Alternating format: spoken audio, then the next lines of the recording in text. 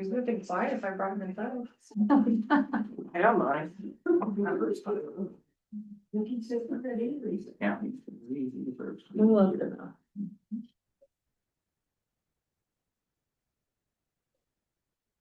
He's All right, We are live. please join us for the pledge of allegiance. Pledge allegiance to the flag of the United States of America and to the republic for which it stands, one nation, under God, indivisible, with liberty and justice for all.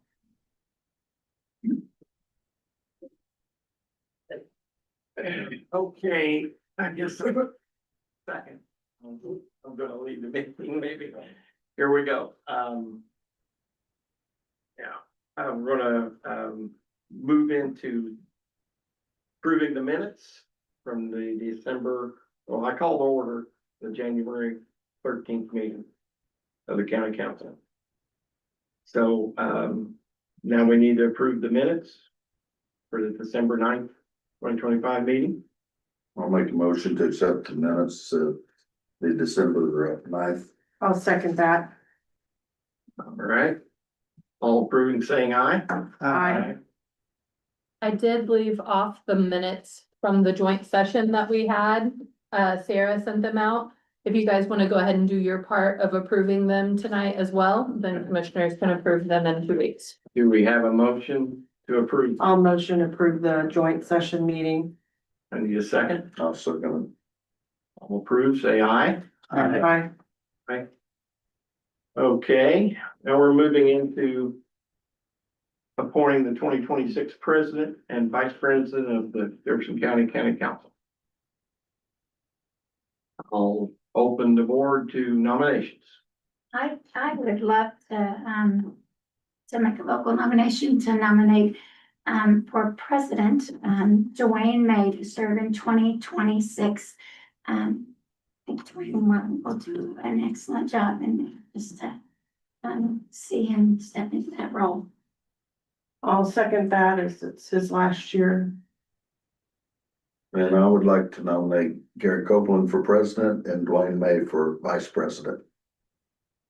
I think we need to take a Okay. We vote. have to do them separate. Oh, Yes. Yeah. Mhm.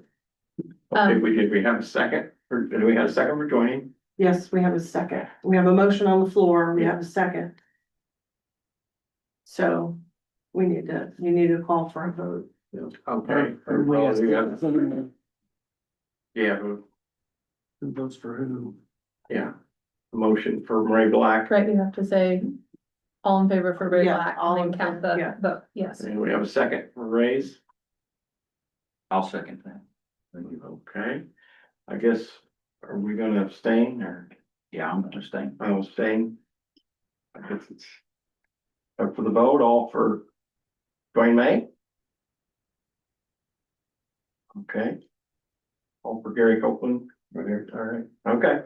Dwayne May is our new council president for January 2026.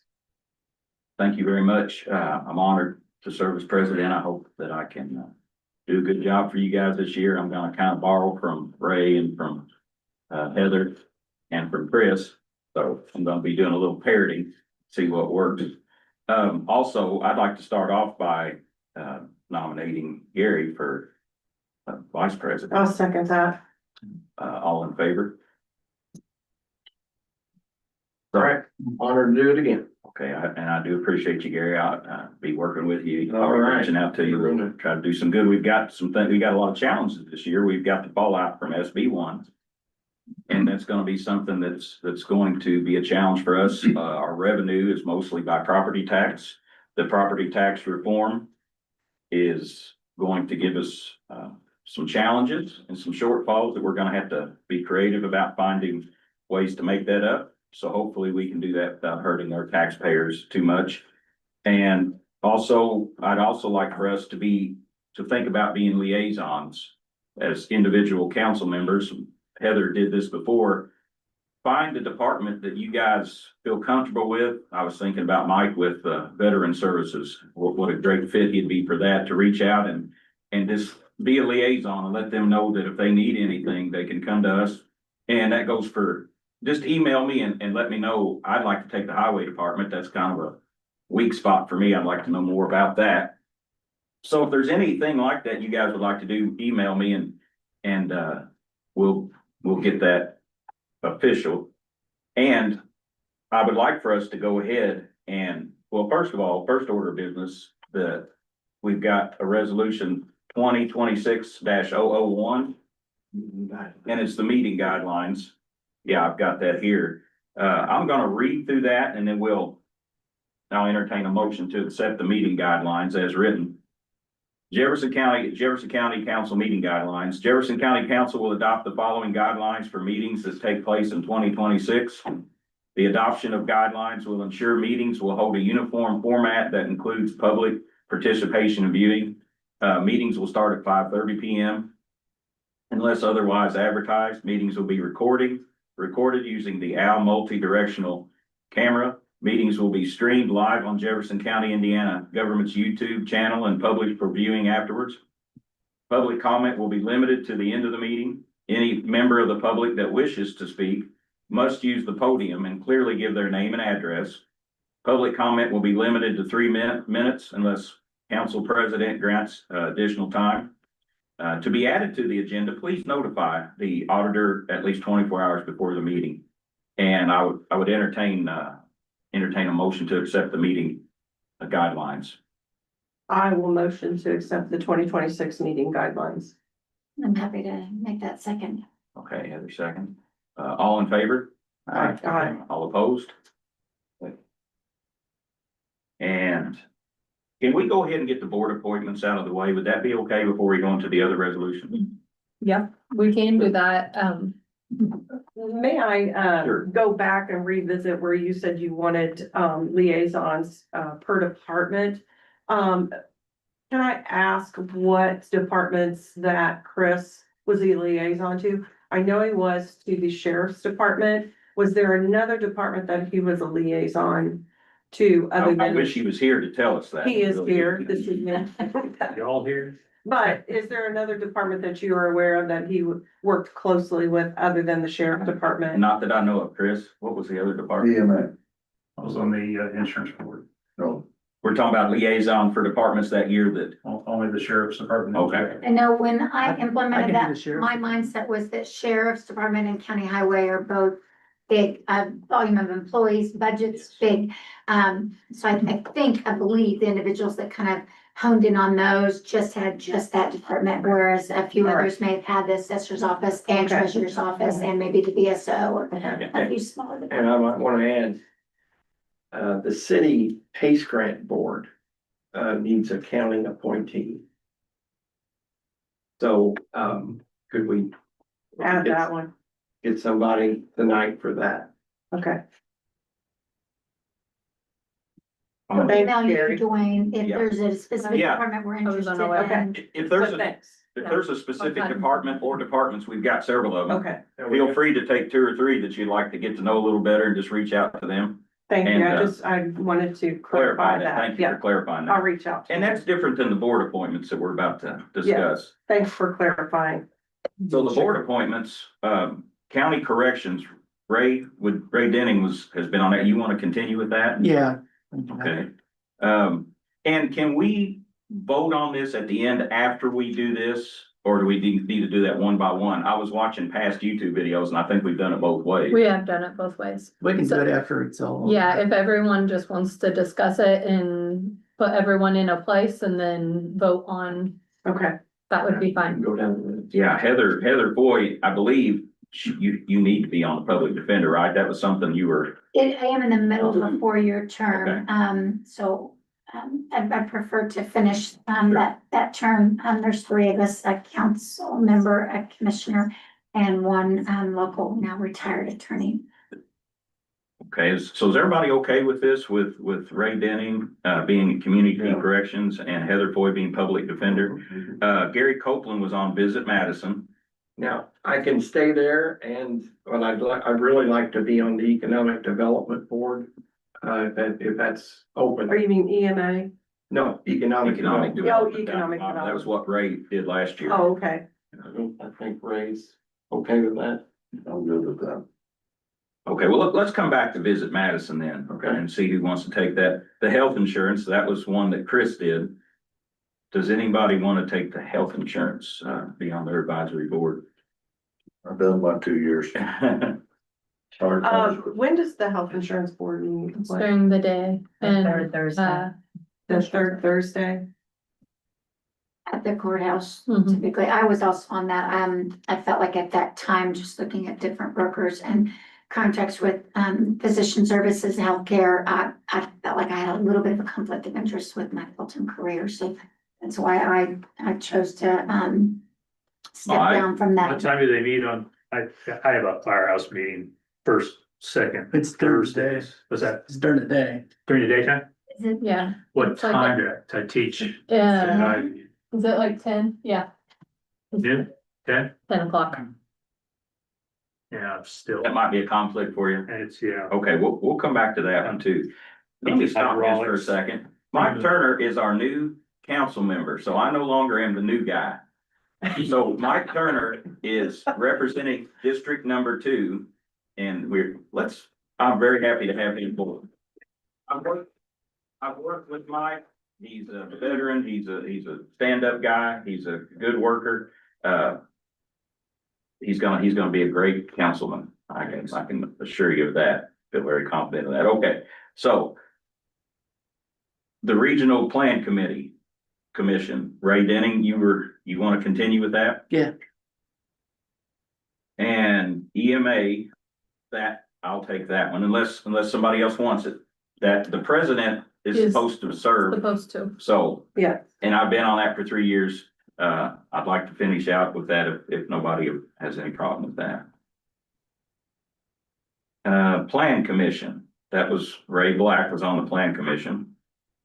Ray, you want to continue with that? Yeah, I'm pretty happy to. Okay. Soil and Water, I'll Pam, stay on that. okay.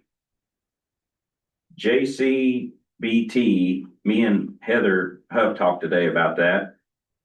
Do we need a council person on that? I don't know that it has to be a council person. We previously had Wendy Lawson serving in that role, but I was told that we have to have she's not going to. In your point, Josh, We did, We did. It was Josh. Yeah. I think it was April or May, I can Okay. look that up. Yes, we did. So never mind. That's correct. Yeah, and I think it's a 2-year commitment, so I believe. Yeah, I Forgot about that. You are correct. heard the voice of Dave Bramer in here. Yeah, it does not have to be a No. council member, it can be Right. appointed from council. So never mind. Which I'll show you is. Oh, so, okay, yeah, I remember that now, but this is just from last, Right, this is the January, last January one that I pulled. And so it that- was, yeah, it was not a It was the right. first quarter, so yeah, it was in the change. Somebody break it. What's the acronym in Jefferson County? What? Order Port tourism. Port tourism, okay. Oh. economic, Supposed to visit Madison. Okay. Yes. Yeah, okay, got it. they're different entities. Yes. Economic development, Gary, are you okay, Ray, with that? Okay, so we still have, Visit Madison and health Visit insurance. Madison meet. right now they meet, Mondays at, 4 PM and they're I think the fourth or third Monday of the I month. can do that. What, Mike, you're not down here yet. Would you want to do possibly Visit Madison? We could do Visit Madison. Okay. And Are you okay with that, Pam? Yes, I'm fine with that. This with Mr. Forrester, right? Andrew, yeah. And, so now that this leaves the health insurance. Don't all, How do you want to do it? Fine. It's just the timing's a little. I'm. Is it meet during the day? That's one of the ones. Yeah, that would- that's- that would I'm not not work sure. for me. Yeah, I hate to commit and then not be. Is that a able to- quarterly meeting? I'm, I honestly don't. Is that a quarterly meeting? Judy. I'm sorry. Is it quarterly? For the health Just a insurance, Yeah. monthly. it's, and I made a mistake, it's the second Thursday. It's the And second it's monthly, monthly. you can attend in person or via Zoom, What is the time for that? 10 a.m. 10 a.m. I can do it Zoom. Thank you. So Ray Denning will take that. Thank you, Ray. Appreciate that. That's 3 that you're doing. Is that okay? I don't do anything else. Thanks, Ray. Very much appreciate that. I'd entertain a motion to accept the board of. We Appointees. have the PACE grant board. Oh, I'm Well, sorry. That's right. Just talked about that. All right, I'll be happy Ray? to take that.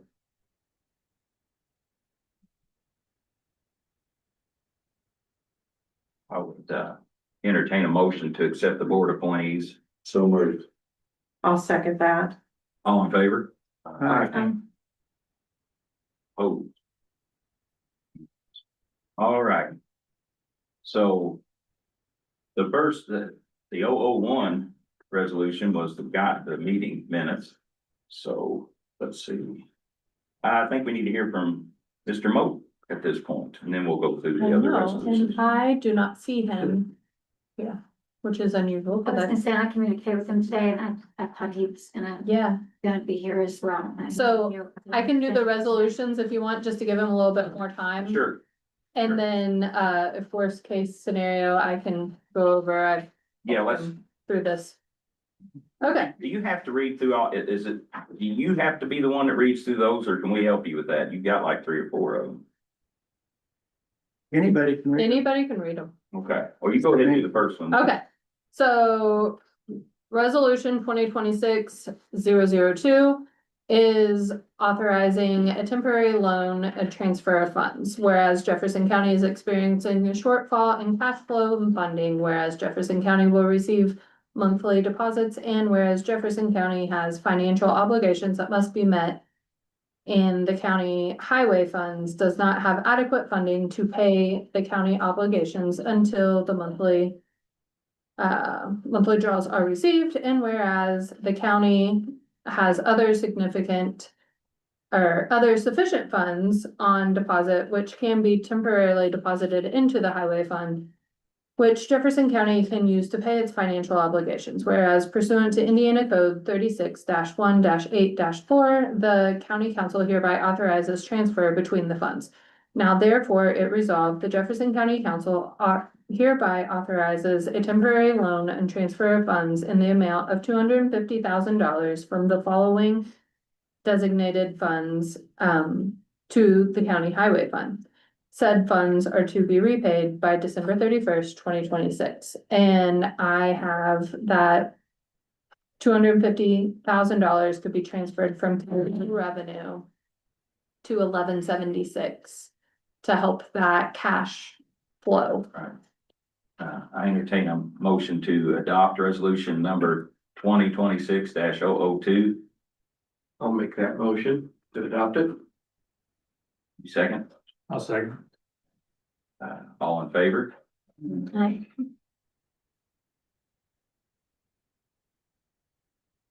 It's a lot. 2026-003. Yeah, so theirs has decreased. So all of them have, which this is, we've done this for multiple years for several funds, and every one of them have decreased except for the one that we did for the first time last year, and it has stayed the same. So I think it's definitely in a positive place. We just have to do it to keep our cash flow. Okay, the next item will be resolution number 2026-003. Would somebody mind reading that for her? Cut her. I can do it really, it Okay, doesn't okay, matter. all right. Okay, resolution 2026, resolution authorizing temporary loan transfer of fund, whereas Jefferson County is experiencing a shortfall in cash flow funding, and whereas Jefferson County will receive monthly deposits, and whereas Jefferson County has financial obligations that must be met, the county general fund 1000 does not have adequate funds to pay the county obligations until the monthly draws are received, and whereas Jefferson County has other sufficient funds on deposit, which can be temporarily deposited into the county general funds, which Jefferson County can use to pay its financial obligations, whereas in pursuant of Indiana Code 36-1-8-4, the county general hereby authorizes a transfer of money between funds. Now therefore be resolved that Jefferson County Council hereby authorizes a temporary loan and transfer of funds in the amount of $1 million from the following designated fund to the county general fund. Said funds are to be repaid by December 31st, 2026. And it is my recommendation to take that $1 million loan from Lit. Okay. Entertain a motion to I motion to take adopt the, resolution. Mhm. Second. All in favor? Aye. Okay, and next is resolution number 2026-004. Whereas Jefferson County is experiencing a shortfall in cash flow funding, whereas Jefferson County will be receiving monthly deposits, whereas Jefferson County has financial obligations that must be met in the county health fund. 1159 does not have adequate funding to pay the county obligations until monthly draws are received. Whereas Jefferson County has other sufficient funds on deposit which can temporarily deposit into the county health funds, which Jefferson County can use to pay its financial obligations, and whereas pursuant to Indiana Code 36-1-8-4, the county council hereby authorizes a transfer between funds. Now therefore, it be resolved that Jefferson County Council hereby authorizes temporary loan and transfer of funds in the amount of $40,000. The following to the health fund, and it will be paid by December 31st, 2026, and that is $40,000 from Lit. Entertain a motion to accept that resolution. I can make that motion for resolution 4, that to Health Department 1159. Get a second? I'll second that. All in favor? Aye. Resolution number 2026-004 has been adopted. One more. One more, resolution number 2026-005. Whereas Jefferson County is experiencing a shortfall in cash flow and funding, and whereas Jefferson County will receive monthly deposits, and whereas Jefferson County has financial obligations that must be met, and the county reassessment fund 1224 does not have the adequate funds to pay all the county obligations until the monthly draws are received, and whereas Jefferson County has other sufficient funds on deposit which can temporarily be deposited into the county reassessment fund, which Jefferson County can use to pay its financial obligations, and whereas pursuant to Indiana Code 36-1-8-4, the county council hereby authorizes a transfer of money between funds. Now therefore be it resolved that Jefferson County Council hereby authorizes temporary loan and transfer of funds in the amount of $25,000 from the following fund designated to the reassessment fund. Said funds are to be repaid by December 31st, 2026. And that is in the amount of $25,000, once again from Lit. All right, entertain a motion for that resolution. Still moved. A second. All in favor? Aye. That resolution passes. You want to go ahead and do the additional? Or, yeah, I see. We can, yeah. I see. So we did have one advertised additional, and it was Fund 4103, animal shelter donations. And these are donations that we've received throughout the year, and Trisha has actually sent in a request to have $15,000 put into general shelter supplies and $15,000 into medical. And that is in Fund 4103 for a total of $30,000. Entertain a motion to accept that additional. I'll make a motion to move the total of $30,000 for the general and the medical for the animal shelter. All right, I'll second that. okay, all in favor? Aye. Okay, and then Thank you because to we all of had those donors. Yeah, who absolutely. Yes, have continued to give. DJ's here. I just wanted to get that out of the way because I was afraid I would forget about it. if we have to do the resolution for it now. Oh, okay, The additional resolution 2026-6 in the amount of $30,000. We just need a motion and a I vote can on make that. that motion. all right. The 4301 animal shelter donations accepting, resolution 6. I'll second. All in favor? Aye. Okay, now, Now, DJ, you're up. Sorry, wait, really, Good evening, everyone. I'm here on two things. The first is of the position of administrative assistant. The circuit court will be losing its longtime court reporter to retirement March 31st, 2026. And in anticipation of that, I am moving Kristen Wingham, who is in the position of administrative assistant, over to Angela's position. And I am requesting approval to advertise the administrative assistant position at an increase in salary. Currently, it is 38,672. I hired Kristen in at 37,185, and I was really lucky to get her. I had about five applicants. I had three that were competitive. It was just a very difficult process to find somebody to fill that position when I hired Kristen. I'm requesting authority to advertise at 44,946. This would be the equivalent of a third deputy at the clerk's office.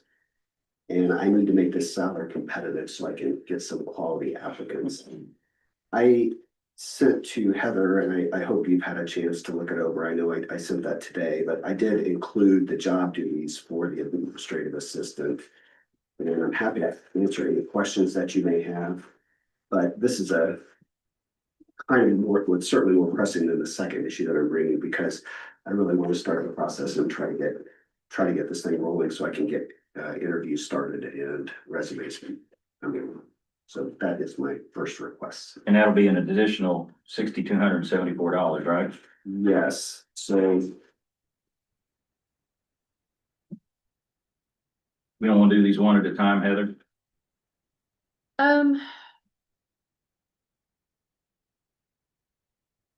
So it would just be the one that if you guys are approving, because he has asked, it will be part of another salary change. Cause we'll leave the salary ordinance still saying the 52,000 because there's someone being paid at 52,000 for court reporter, but then you can always pay less than what's advertised. You just can't pay more. Okay. So what he's asking is for the extra for Administrative the assistant. admin assistant position. And it's my recommendation to let it ride out for a little bit to see how much we will actually need, because these are just estimates. Depending on when a person could start and and maybe depending less. on how much. When the court reporter retires, how much vacation time that person uses between January and March 31st, that payout could be different, so our numbers could vary. Hold So, off on the advertising. Oh, you go ahead. no, We we will would, advertise. if you guys are comfortable changing that salary, go ahead, I will put it on the next salary ordinance. And then he can go ahead and advertise at that new rate. Just taking a look at the duties. But the actual I would prefer to see that position at a third deputy. It's going to be extremely difficult judgment to get a quality individual, at that current pay raise. And we worked really hard, to fight for raises during budgeting time of 2025, and show a little more consistency, in some of those deputy positions. So I would make a motion that we increase that administrative position to the third deputy, which is the $44,946. We have a second on that? I'll second. Okay. All in favor? Aye. Any opposed? No, I don't want to close. I just was late I was writing notes. Sorry. Keeping it exciting. I was. Okay, so then I would say probably June, we'll revisit. And adjust the ordinance at that time. Well, I'll do the Or what ordinance they- at the next meeting, but Adjust the. after we do the payout and see what we need to do, then I'll have hard numbers to be able to make a true. Okay. She's retiring the end of March, is that correct? March 31 will be her last day. So it won't be effective until then. Kristen will start on April 1 as the court reporter. Yeah. We're about there. And you're covering down for your administrative assistant then in the interim, I'm gonna, you know, I stretch more? I have a lot of talents, so Okay. All right. I may type faster than anybody else in the office, but he'll tell them that. Shh. You're on video. You're on video, yeah, He's got a teenager on work. yeah. Okay, was there another? There is another aspect to Yes. his visit today. So I am, in front of you, you should have an alternative dispute resolution proposal that I put together. We applied for and received a grant from the Indiana Office of Court Services Court Improvement Program for $10,000. And there's a 25% match minimum. And the minimum, so the minimum would be a $2,500 contribution from the county. I am asking for 5,000, I'm asking for 50%. I want to talk to you just a little bit. So in 2003, the Indiana General Assembly changed their statutes to allow mediation basically for family law cases. And that has developed into programs for child in need of services programs. And I don't know how long after after 2003, they started applying the program to CHIN's cases, but I know at least 2 counties are operating now using alternative dispute resolution in child in need of services and in termination of parental rights cases.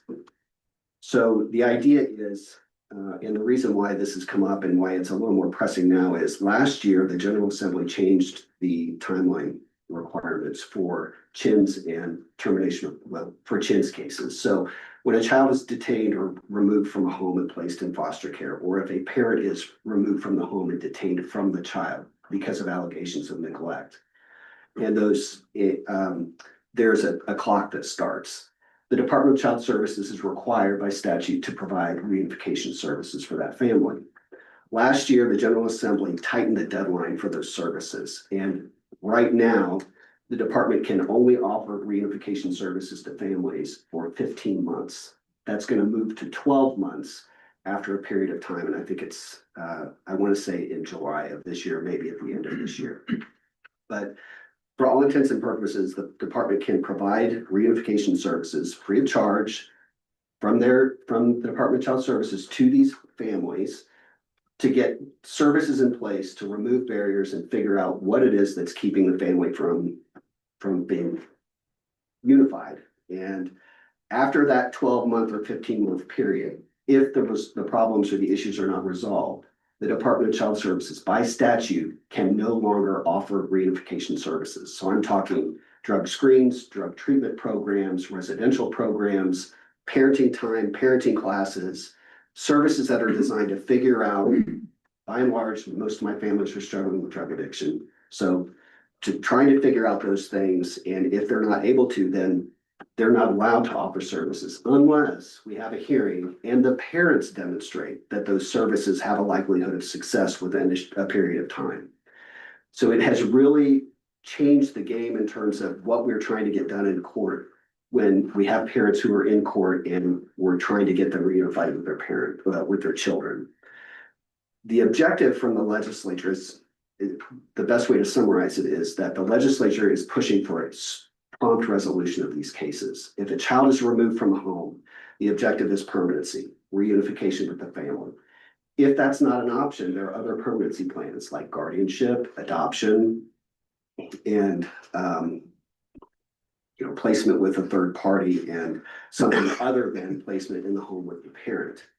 The General Assembly wants that permanency quicker.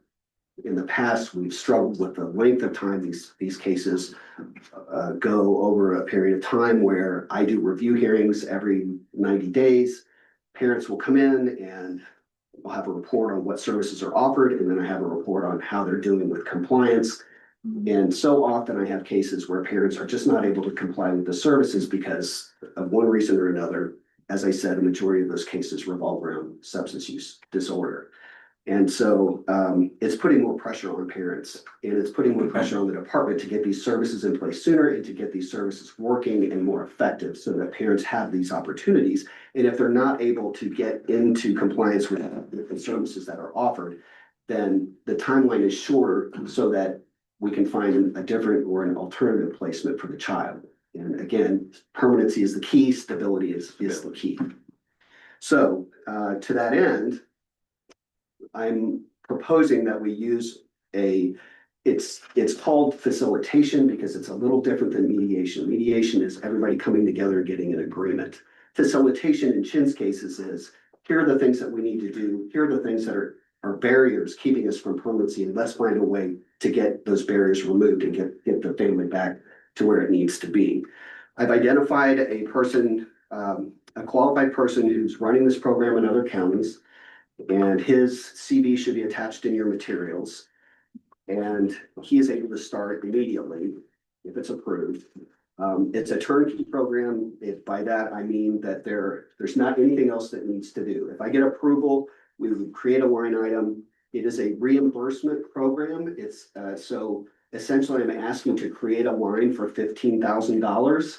We would pay him out of that. Then we would submit claims to be reimbursed from the state of Indiana. The fiscal year is September to October, so they're on the federal fiscal year. He's ready to go. There wouldn't be any other staff. There wouldn't be, the only thing that I need to figure out essentially is where I'm gonna run this. I think I can do it in the jury room. I think I can have them meet with families every other Thursday, which Thursdays are my Chin's days, where we bring families in, they're already there. So at detention, when a child's removed from the home, we have 48 hours to have a review hearing or a detention hearing and initial hearing. I can order the mediation immediately. We can get them in within 2 weeks and start working on what's really going on.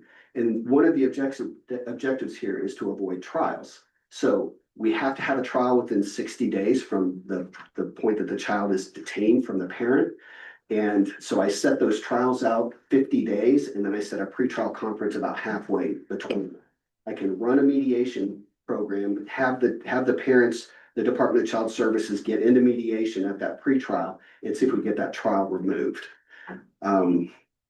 This is a lot of things. So as you might imagine, these cases are exceedingly charged with emotion. I mean, when you remove a child from a family, it's one of the hardest things that the state has to do. When we go to trial, emotions are charged. It's a very difficult process. It's difficult for the parents, it's difficult for the attorneys, everyone. If we can avoid these trials by getting a consensus, getting people into the room to talk with one another, because everybody is so emotionally charged, it's difficult to communicate, as you might imagine. Department of Child Services workers struggle with communicating because they have an agenda that they need. They need to protect the child. They need to protect constitutional rights of the parents. And there's a communication problem because when you go in and remove a child from a home, parents are, I think it goes without saying, you're going to have some emotional problems talking to that individual or the agency that's responsible for that. What I want to do is create an environment where we have a third party, neutral third party who appears and is neutral and appears neutral to everyone in the room to mediate or go between the family and the Department of Child Services and the court-appointed special advocate, the child advocate, if there's one in the case. I'm not involved in the process. It is not adversarial. It is, it's not a court setting. And by that, I mean, there aren't rules of evidence that apply. We just simply communicate with everybody and figure out where everybody stands and then work towards an agreement if we can. If cases don't resolve, if cases aren't resolved at mediation, at minimum, we can identify we can narrow things down to what's not agreed to. And then I can limit my trials to just that one issue that they're struggling with. And it's going to streamline my trial docket. It's going to streamline the process. We're going to get to trial. We're going to get to resolutions quicker. When they're agreed, everybody is on board. They have buy-in. I'm taking away the emotional aspect of it to the extent that they're buying into this, to this agreement on how it's going to work. By that, I mean the reunification process and the services that we're providing. The other advantage to this is that I could use this in my termination cases. There are, unfortunately, a number of cases each year that I have where we're not able to get services. Parents aren't able to get to a point where they're ready for reunification. And so the department will seek to terminate the parental rights. Those trials are equally challenging. And if we can create an environment where parents would enter into an agreement, for example, like a post-adoption visitation agreement. That is one avenue that parents have taken in the past, but it's difficult, again, to get that negotiation going because there's so much animosity between the parties. Not speaking ill of any of the parties involved, it's just the nature of that type of case. So I can work on termination of parental rights cases also in terms of, getting those agreed to. The other thing that is important here is every trial we have an agreement on is a trial we don't have an appeal. So my trials typically can take, the contested ones can take a full day of court time. They can take 2 days sometimes. Chin's cases, usually I can get them done in an afternoon, but with my docket, my trials are all set Friday afternoon and I double up. There's one set at 1 o'clock and one set at 2:30. Very often they resolve, but they don't sometimes. And when they don't, I've got to move a case because generally I can't get an entire trial in on the afternoon. And that's essentially the only time that window, Friday afternoon, is the only time that I have available on my calendar to conduct those trials. So the more cases that we resolve, the less trial pressure there is, the less preparation that all the staff, all of the attorneys, the parties are going through, have to go through to get ready for their trial. And as I said, even if mediation isn't successful, I've got everybody prepared, and I know that the trial is going to be more streamlined because everybody's going to be prepared and everybody's going to know what issues are that they can't agree on and why in the first place. So that is what I'm offering. The other thing I think it's important, and I just want to revisit what I envision happening with these mediation hearings. And the idea is that this facilitator is going to present parents with factual information that offers realistic prospect of trial outcome. So you're having a third party, a neutral individual who's familiar with both sides, who's going to sit down and say, okay, here's likely what's going to happen if we have a trial. All right, so now that you know that, where can we get you to the point where you understand what the department needs from you before they're okay with returning the child to your care? As I said, it separates personal issues and biases from factual information. And the other thing that's important here is that parents get to participate and they get to be heard, which a lot of times I hear this, that they feel like they don't get to be heard in the process. And I have restrictions. If it's pre-adjudication, if it's pre-trial, there are restrictions on what I can let a parent say before we have a trial, because anything you say can be used against you. So a parent might want to come in and they want to say, I want to talk to the judge and tell the judge about what's going on. I don't want to agree to that my child's a child in need of service. I want to explain what's going on. Well, I'm not allowed to do that because if I hear their version, it's their decision. I have to hear both sides before I can make a fair determination. This mediation allows them to do that. And then a mediation report, if it's successful, will be presented to me in an agreement. The parents have an opportunity to be heard, and every side gets an opportunity to advocate for their positions. So that's where this is what I'm offering. I also included the alternative dispute resolution technique. It's a snippet that I pulled out of the CJ, which is an organization that it's a national organization that assists courts in child in need of services and child welfare. I included a snippet from their alternative dispute resolution techniques and mediation. It just talks a little more about what I touched on in terms of the advantages. I talked with, in fact, Devin Sharp, who's our chief public defender. He prepared the grant for me. He's in support of this. And I let the attorneys who practice in my court know that I was doing this, and our two public defenders indicated they were in full support of it. The department's in support of it. And I just think it's a real opportunity. The best part about it is it's 4 years. You can decide that you want to do it. And if you don't want to do it for another year, you can just decide not to do it. I feel like this is a really good program, and I'm hopeful that if it is successful, I can come back and convince you that it might be worthwhile to open something up for family law, because we have so many pro se litigants, meaning self-represented people who come in who don't have an attorney, they can't afford one. And they're in a divorce and they wanna, and they show up for court, they don't have an attorney, and then they don't really know what to do. It's kind of the same thing in the sense that that's an opportunity to get those cases resolved before we have to go to court, and that's a separate issue. But, I'm happy to answer any questions that I can. I'm glad you mentioned Devin. I was curious, I know he's began to filter and that caseload to stay within the jurisdiction of the caseload that public defenders can take. No, he's trying to keep all Chin's cases kind of under one PD. And I was just curious with that model, if he would be in favor and or that PD that primarily handles Chin's cases. I was curious to know if they, That's the point I didn't mention, and that's a very good point. And there are caseload allocation restrictions for our attorneys, our public defenders. We have 2 under contract that come to court every Thursday, and they handle all my trials on Friday. They have caseload limitations.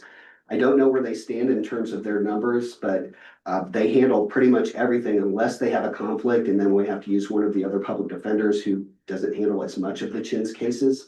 So this will have a positive impact on their caseload because, again, we're pulling hours off of what they have to do for trial. We're pulling those away so that because we're reaching agreements more often. Yeah, and Devin does a good job of managing that, sometimes reporting issues prior to that position. If they're ever out of range in their caseload, it jeopardizes our reimbursement, and we're Yes. very, very blessed to have that PD money coming back to the county. I'm curious, he has a designated staff that helps obviously with that reimbursement paperwork, and making sure deadlines are met. Since that will fall under you and your staff, is it a quarterly reimbursement that has to be submitted back, or is it monthly? My understanding is that the invoices have to go out each month. And I'm sorry, I'm not as versed on it. So, I'm trying to think. I know that the person that I've identified as the mediator would do much of that work himself. Okay. A lot of that, by the way, can also, that time, if I use court staff to assist with this, or if I use the jury room, for example, those are opportunities. I will explore those opportunities because I can't set that off against the 2,500 or the 5,000 that I'm asking for. When we get reimbursements, and I don't have specific details on that, but that's an area I can explore. And that was my 2 questions, sorry to hog on the questions. One was because there is an operating existing in Jennings County.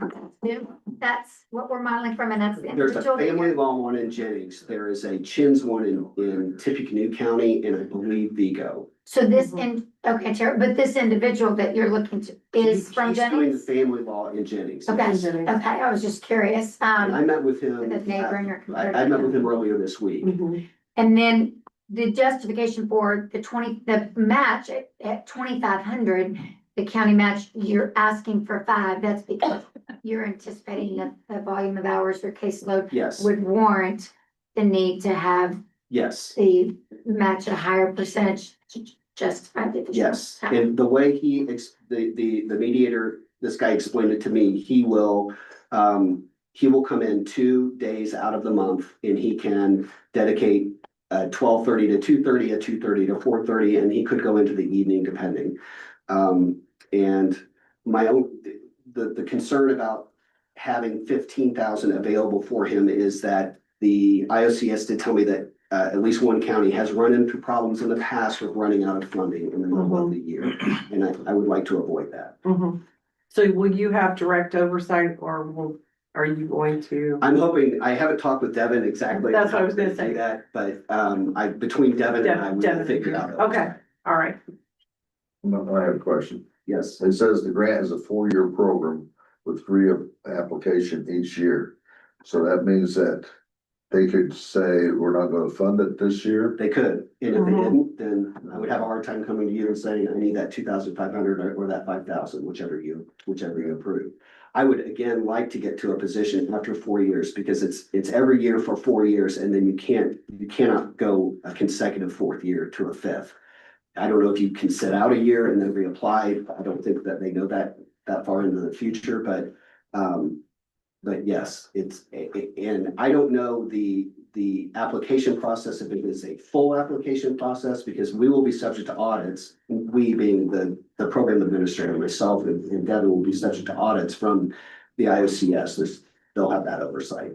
Okay, so they could say next year, they're not gonna give any money. And then we'd have to come up with the whole amount, right? Well, we would, but, well, I don't, let me say it this way. If we wanted to continue the program, yes, But technically, it's not a four-year program. you're right. Okay, It's 4 years of eligibility, I okay, guess. I wanna And make sure. I got 1 year in the pocket from. Okay. Minimal match. So it's I It's wildly I successful. talked to him earlier that I would just create a separate fund for this. Mhm. And then whatever the county match was, I would deposit it into that fund and then we could put all the reimbursements back to that fund. And that way it's not draining any of the current funds. And then there's options as far as the match. That's where I was going. Yeah, so obviously we have money in lit, Lit, but that's- obviously, this is a lot of drug cases, so the non-restricted opioid money Mhm. would be a fit too, if the commissioners would be Mhm. willing to do that. Would it be wise for us to go with the 1 year and see before we go to the floor? Well, it's actually, the council was right. It is a 1 year program. Right. I guess I didn't, wasn't clear. Opportunity. You just have It's a 3 years of 3 years eligibility. of eligibility. Okay, thank you. My question is, but it seems like this is an investment socially and fiscally for us, but also, my concern is we get this up and running and it's helpful, and then what happens in that 5th year? We're gonna wanna keep it going, but then we won't be eligible again, right? That's right. So, Soft dollars change. I mean, the Sure. state may decide Well, we'll in have 2 to- years to change Hey, it. But on the there are other regular grants basis- out there. Well, I There think could you be gotta other look at the grants. results. results driven. Results driven, Right, that's whether it's exactly something we right. wanna continue to invest. First year. And There's we'll have other to, grants. And we have to demonstrate, which you would have access to, obviously, but we would have to demonstrate to the program, we would have to measure outcomes. So we would have to say, how many cases are set for trial and how many of them get resolved? Look back at the year before and 2 years before and say, how many cases were set and how many were resolved. So there will be some numbers there that you will be able to see because we will have reporting requirements in that regard. That's part of the grant is that we have to show them our success or our failure. financially, we'll have 4 years of data on how much, We invested in where. well, our investment plus what, state reimbursements are, so if we had to fund a year, we might be able to swing it.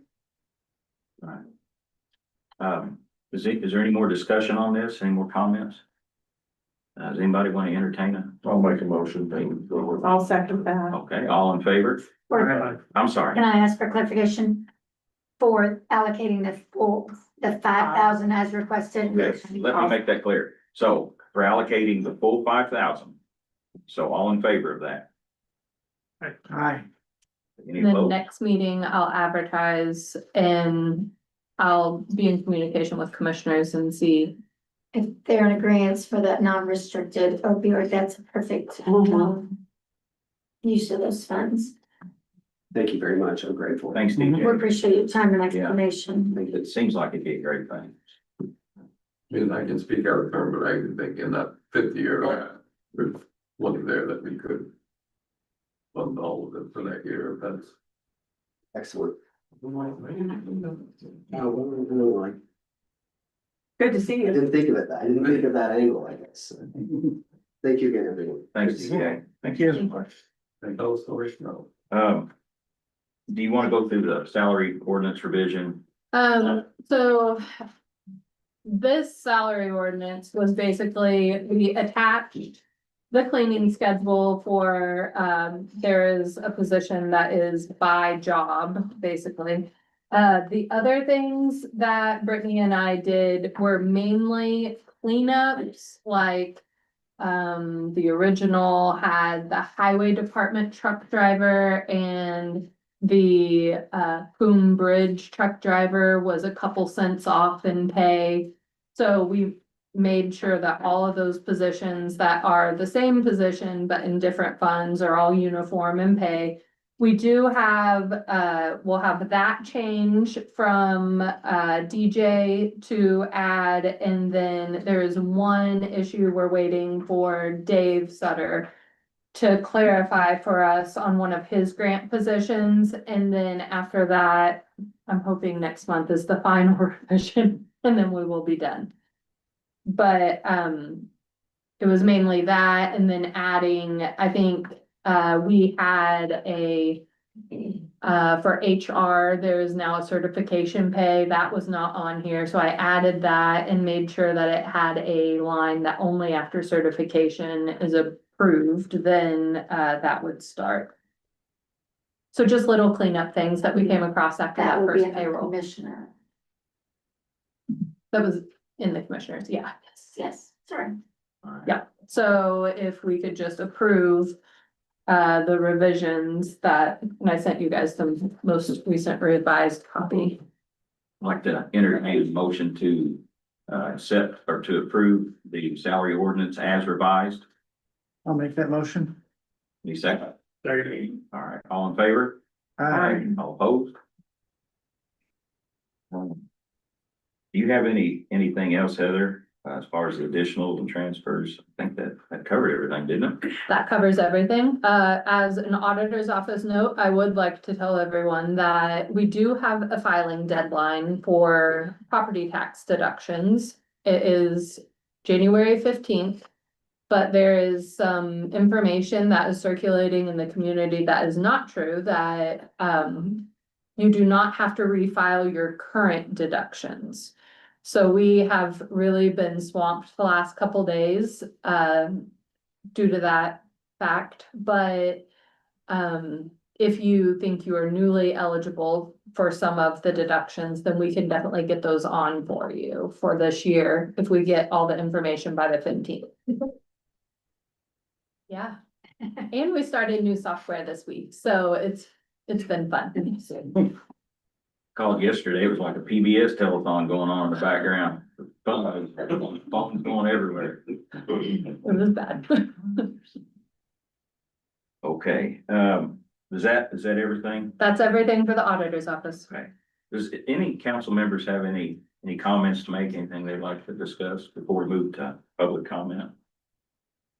I'd also like to say that hopefully this year I would like to have a couple of meetings with joint meetings with the commissioners, and I'd also like for us to meet with Bob and the City of Madison Council maybe once or twice, and maybe even the town of Hanover once, and we can hash out the details of that. But I think it's good when we all come together and are we have so many interlocal agreements. I just think it's a good thing for us to all be a little close knit as far as governing bodies. I think it's good for the county for us to do that. Does anybody have anything additional? I would agree on that. Okay. All right, public comment. Does anybody come up to the podium and say your piece? And I want to say that I'm so happy to see these chairs full. That's a good thing to see these chairs full, to see you guys in here. Well, most of the time. All the time. Oh. Well, most of the time, yeah.